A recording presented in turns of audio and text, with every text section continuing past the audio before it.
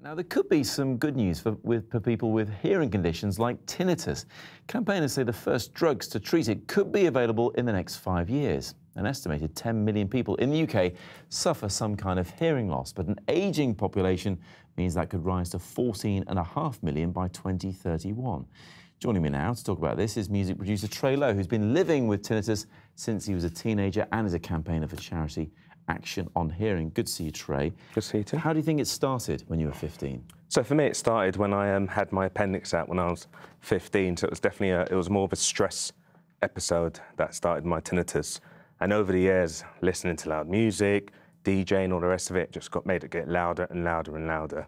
Because it's not just the one thing that can cause it. People assume it's listening to things too loud, but it can be illness, can even be certain types of medicine that can give you with tinnitus. So some medicine's actually ototoxic, so it's like things like aspirin, some of the cancer medicines as well, they can actually make it a lot worse. But for me, most people probably experience tinnitus via loud music.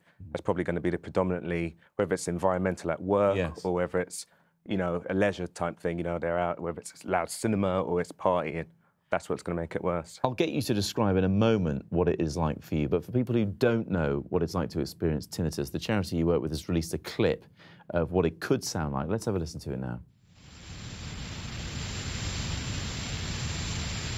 Sounds a bit like a sort of pneumatic drill going off in the background, but the thing is, it's different for everybody, isn't it? What does yours sound like? Mine used to be a sort of pure tone, typical classic tinnitus, which most people experience after they've come back from a night out clubbing. The ringing. Yeah, that classic tone ringing. Now it's sort of crickets. There's an element of sort of rumbling there as well. How do you cope with it? And do you still work with music?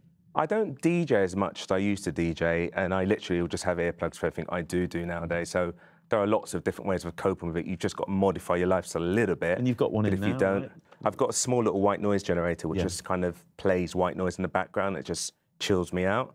But there are tons of different ways of dealing with it. But the problem is if you don't deal with it and you keep exposing yourself to loud noise, it gets louder and louder.